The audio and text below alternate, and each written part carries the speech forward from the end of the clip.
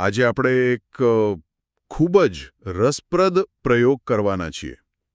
આપણી પાસે સ્ત્રોત તરીકે છે ધોરણ 3ના પાઠ્યપુસ્તકનું એક પ્રકરણ. પ્રકરણ 11 આપણા વાહનો. હવે પહેલી નજરે તો આ વિષય એકદમ સરળ લાગે નહીં, પણ આપણો ઈરાદો અહીં માત્ર સારાંશ આપવાનો નથી. આપણે આ સરળ લાગતા પાઠને એક લેન્સ તરીકે વાપરીશું અને તેની પાછળ છુપાયેલા ઊંડા સત્યોને ઉજાગર કરીશું. બિલકુલ. આ એક પ્રકારની એમ કહી શકાય કે પુરાતત્વીય ખોજ જેવું છે, જ્યાં આપણે એક સાદા લખાણના સ્તરો ઉખાડીને તેની નીચે છુપાયેલા મોટા અર્થો શોધીશું.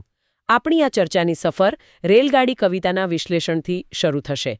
પછી આપણે બળદગાડાથી લઈને વિમાન સુધીના વાહનોને જોઈશું, પણ માત્ર પરિવહનના સાધન તરીકે નહીં. અને અંતે વાહનોના અવાજો અને ભવિષ્યના પરિવહન વિશે વિચારીને સમાપન કરીશું. આ તો ખરેખર રોમાંચક લાગે છે. તો ચાલો શરૂઆત કરીએ એ કવિતાથી જે આપણામાંથી ઘણાના બાળપણ સાથે જોડાયેલી છે. રેલગાડી. એની શરૂઆતની પંક્તિઓ જ કેવી છે? આવો છોકરા ખેલ બતાવો, છુક છુક છુક છુક રેલ ચલાવો. અને પછી સીટી વગાડી, સીટ પર બેસો, એકબીજાની પીઠ પર બેસો. આ માત્ર કવિતા નથી, આ તો એક અનુભવ છે.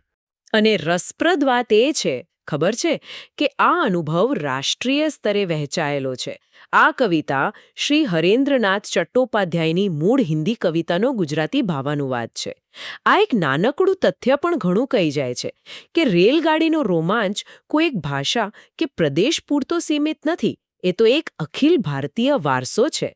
વાહ! અને આ કવિતાની ખરી સુંદરતા તો એના વર્ણનોમાં છે. રેલગાડી જે સ્થળોએથી પસાર થાય છે તે જાણે કે આખા ગ્રામીણ ભારતનું એક લઘુચિત્ર આપણી સામે મૂકી દે છે.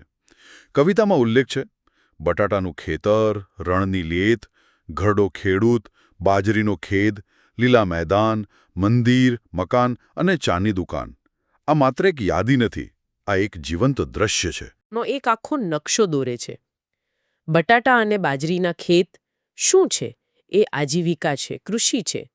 ચાની દુકાન અને આગળ આવતી નાનકડી હાટ એ સ્થાનિક વેપાર અને સામાજિક મેળાપનું કેન્દ્ર છે. અને સાથે સાથે ઘરડો ખેડૂત અને તૂટેલી ભીંતો. આ છબીઓ ગ્રામ્ય જીવનની કઠોર વાસ્તવિકતા તરફ પણ ઇશારો કરે છે. આ એક ટ્રેનની બારીમાંથી દેખાતો દેશનો આત્મા છે, ખરેખર. શું અદ્ભુત વિશ્લેષણ છે. અને મને પેલો શબ્દ પ્રયોગ હંમેશા આકર્ષિત કરતો રહ્યો છે, લોખંડના રસ્તાઓ. રેલવેના પાટા કરતાં આ શબ્દ ઘણો વધુ શક્તિશાળી અને કાવ્યાત્મક છે. ચોક્કસ. લોખંડના રસ્તાઓ એ માત્ર પાટા નથી, એ પ્રગતિનું, ઔદ્યોગિકીકરણનું અને અંગ્રેજો દ્વારા ભારતમાં લાવવામાં આવેલા પરિવર્તનનું એક શક્તિશાળી રૂપક છે. અને કવિતામાં આવતા અવાજો, છૂક છૂક અને રૂક રૂક, એ પણ માત્ર ધ્વનિ નથી. છૂક છૂક એ સતત ગતિ છે, વિકાસ છે, જ્યારે રૂક રૂક એ સ્ટેશનો પરનું રોકાણ, જીવનના વિરામનું પ્રતીક છે.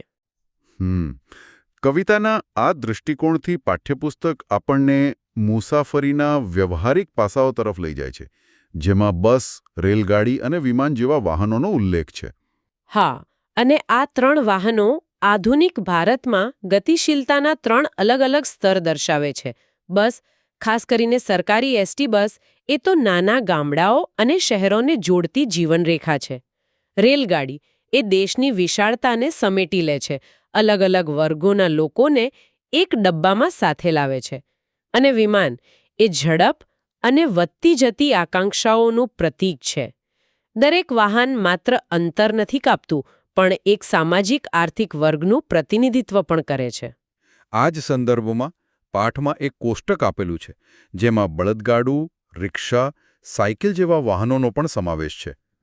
આ વાહનો આધુનિક ચર્ચામાં ક્યાં બંધ બેસે છે? આ વાહનો તો ચર્ચાને વધુ ઊંડાણ આપે છે. જુઓ, બળદગાડું એ આપણો કૃષિપ્રધાન ભૂતકાળ છે, જે હજુ પણ ઘણા વિસ્તારોમાં જીવંત વર્તમાન છે. બીજી તરફ 3 પૈડાવાળી રિક્ષા એ તો શહેરી ભારતની ધડકન છે. એ ઉદ્યોગ સાહસિકતા, જુગાડ અને ભીડવાળા શહેરોમાં ટકી રહેવાની કળાનું જીવંત ઉદાહરણ છે. અને સાયકલ, એના વિશે શું કહેશો? આપણે તો ઘણીવાર એને ભૂલી જઈએ છીએ. સાયકલ એ સૌથી એમ કહીએ તો લોકતાંત્રિક વાહન છે. પર્યાવરણને અનુકૂળ, સ્વાસ્થ્ય માટે ઉત્તમ અને આર્થિક રીતે પોસાય તેવું. અને હાથલારી જેનો ઉલ્લેખ એક ચિત્રમાં છે, એ આપણા અર્થતંત્રના અદૃશ્ય પાયા તરફ ધ્યાન દોરે છે. ફેરિયાઓ અને મજૂરો માટે હાથલારી એમની આજીવિકાનું પૈડા પર ચાલતું સાધન છે. આ બધા વાહનો મળીને ભારતની ગતિશીલતાનો એક જટિલ પણ સંપૂર્ણ નકશો બનાવે છે.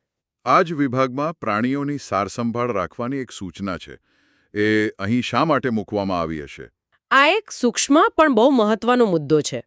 તે આપણને યાદ અપાવે છે કે યાંત્રિકીકરણ પહેલાં આપણી ગતિશીલતા પ્રાણીઓ પર નિર્ભર હતી. બળદ, ઘોડા, ઊંટ, જેમ જેમ આપણે એન્જિન તરફ વળ્યા તેમ તેમ આપણે આ સહજીવન ભૂલતા ગયા. આ સૂચના એ માત્ર જીવદયાનો પાઠ નથી, પણ ટેકનોલોજીના વિકાસમાં આપણે શું પાછળ છોડી દીધું છે તેનું પણ એક સ્મરણપત્ર છે. હા, હવે ઇતિહાસની વાત કરીએ.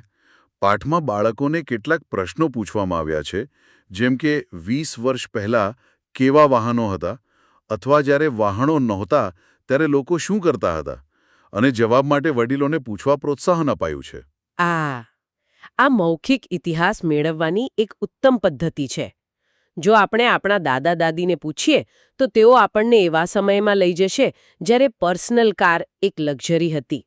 લાંબા અંતરની મુસાફરીનો અર્થ હતો એસટી બસની કલાકો સુધી રાહ જોવી, અથવા કોઈ ચોક્કસ ટ્રેન માટે મહિનાઓ અગાઉથી ટિકિટ બુક કરાવવી.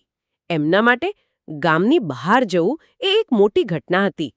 આનાથી આપણને સમજાય છે કે વાહનોની સુલભતાએ માત્ર મુસાફરીને સરળ નથી બનાવી, પણ સમય અને અંતર વિશેની આપણી સમજને પણ સંપૂર્ણપણે બદલી નાખી છે. આ વાત તો એકદમ સાચી છે. આનાથી મને વાહનોના અવાજવાળો વિભાગ યાદ આવે છે. પાઠમાં છુક-છુક, પોમ-પોમ, ટ્રેન-ટ્રેન જેવા અવાજોને વાહનો સાથે જોડવાની રમત છે. દેખીતી રીતે આ એક સરળ પ્રવૃત્તિ છે, પણ શું તેની પાછળ કોઈ ઊંડો અર્થ છે? ચોક્કસપણે. આ માત્ર અવાજ ઓળખવાની રમત નથી. આ આપણી આસપાસના સાઉન્ડસ્કેપ એટલે કે ધ્વનિ પરિવેશને સમજવાની શરૂઆત છે. દરેક અવાજ એક યુગ અને એક જીવનશૈલીનું પ્રતિનિધિત્વ કરે છે. સાયકલની ટ્રીન-ટ્રીન ઘંટડીનો અવાજ એ એક શાંત, ધીમી ગતિવાળા સમયની યાદ અપાવે છે. એ આક્રમક નથી. જ્યારે કારનો પોમ-પોમ હોર્નનો અવાજ એનાથી બિલકુલ વિપરીત છે. તે વધુ આગ્રહી અને ક્યારેક આક્રમક પણ લાગે છે. બરાબર. હોર્નનો વધતો જતો ઉપયોગ એ શહેરી ઘનતા, ટ્રાફિક જામ અને જગ્યા માટેની સ્પર્ધાનું સીધું પરિણામ છે. ઘોડાગાડીના ટપ-ટપ અવાજમાં એક લય છે જે યાંત્રિક નથી, અને વિમાનનો ઘર્રર અવાજ ટેકનોલોજીની શક્તિ અને પ્રભુત્વનો અહેસાસ કરાવે છે. આ પાઠ્યપુસ્તક આ અવાજોને રમત તરીકે રજૂ કરે છે, પણ વાસ્તવમાં તે ધ્વનિના સમાજશાસ્ત્રનો પ્રથમ પાઠ છે. અને આ જ મુદ્દો આગળ જઈને ધ્વનિ પ્રદૂષણના પ્રશ્ન સાથે જોડાય છે. જો બધા વાહનો એક સાથે રસ્તા પર દોડે તો કેવો અવાજ થાય? આ એક બાળકના મનમાં પર્યાવરણીય જાગૃતિનું બીજ રોપવાનો પ્રયાસ છે, ખરું ને? બિલકુલ. અને આ જ વિભાગમાં રમકડાની રેલગાડી બનાવવાની જે પ્રવૃત્તિ છે તે પણ ખૂબ જ સાંકેતિક છે. ખાલી દિવાસળીની પેટીઓ અને બોટલના ઢાંકણા જેવી નકામી વસ્તુઓમાંથી કંઈક સર્જનાત્મક બનાવવું એ જુગાડ અને સંસાધનોના પુનઃ ઉપયોગની ભારતીય ભાવનાનું ઉત્તમ ઉદાહરણ છે. પાઠના અંતિમ ભાગમાં એક ચિત્ર છે જેમાં આગ લાગેલી દેખાય છે, અને ત્યાં ફાયર બ્રિગેડની ગાડી અને એમ્બ્યુલન્સ જેવા વાહનો છે. અહીં તત્કાલીન સેવા એટલે કે ઇમરજન્સી સર્વિસીસનો ખ્યાલ રજૂ કરવામાં આવ્યો છે. હા, અને આ વાહનો સામાન્ય વાહનોથી અલગ છે. તે માત્ર પરિવહન નથી કરતા, તે સમાજની સુરક્ષા અને વ્યવસ્થાનું પ્રતીક છે. એમનો લાલ રંગ, એમની સાયરન, બધું જ તેમને ભીડમાંથી અલગ પાડવા માટે છે. આ વાહનો આપણને એક નાગરિક તરીકે આપણી જવાબદારીનું ભાન કરાવે છે. જ્યારે આપણે સાયરન સાંભળીએ છીએ ત્યારે આપણે જાણીએ છીએ કે કોઈકને મદદની જરૂર છે, અને આપણું કર્તવ્ય છે કે આપણે રસ્તો આપીએ. આ નાગરિક શાસ્ત્રનો એક વ્યવહારુ પાઠ છે. અદ્ભુત. આપણે એક સામાન્ય લાગતા પ્રકરણમાંથી કેટલું બધું તારવી શક્યા. આપણે રેલગાડીની કવિતામાં છુપાયેલા ગ્રામીણ ભારતના ચિત્રથી શરૂઆત કરી, પછી દરેક વાહનને તેના સામાજિક આર્થિક સંદર્ભમાં સમજ્યું. અને આપણે એ પણ જોયું કે વાહનોના અવાજો કેવી રીતે આપણી શહેરી જીવનશૈલીનું પ્રતિબિંબ પાડે છે. અને છેલ્લે ઇમરજન્સી વાહનો દ્વારા નાગરિક જવાબદારીના મહત્વને પણ સ્પર્શ્યું. ખરેખર આ પ્રકરણ વાહનો વિશે ઓછું અને તે વાહનો દ્વારા ચાલતા સમાજ વિશે વધુ છે. તો આ ઊંડાણપૂર્વકની ચર્ચાના અંતે શ્રોતાઓ માટે એક વિચાર પ્રેરક પ્રશ્ન મૂકીએ. જરૂર. આ પાઠ આપણને ભૂતકાળથી વર્તમાન સુધીના વાહનોના વિકાસની ગાથા કહે છે. હવે ભવિષ્ય વિશે વિચારીએ. જો આજથી 50 વર્ષ પછી આ જ પ્રકરણ ફરીથી લખવામાં આવે તો તેમાં કયા નવા વાહનોનો સમાવેશ થશે? કદાચ ઇલેક્ટ્રિક વાહનો, સ્વચાલિત કાર કે પછી હાઇપરલૂપ? અને વધુ મહત્વનો પ્રશ્ન એ છે કે તે વાહનોનો સામાજિક અર્થ શું હશે? તેમનો અવાજ કેવો હશે? શું ત્યારે પેટ્રોલ ડીઝલ કારને આપણે બળદગાડાની જેમ એક જૂના જમાનાના વાહન તરીકે જોઈશું? ભવિષ્યનું પરિવહન આપણી દુનિયા અને આપણા સંબંધોને કેવી રીતે બદલશે? આ પ્રશ્નો પર વિચાર કરવા જેવો છે.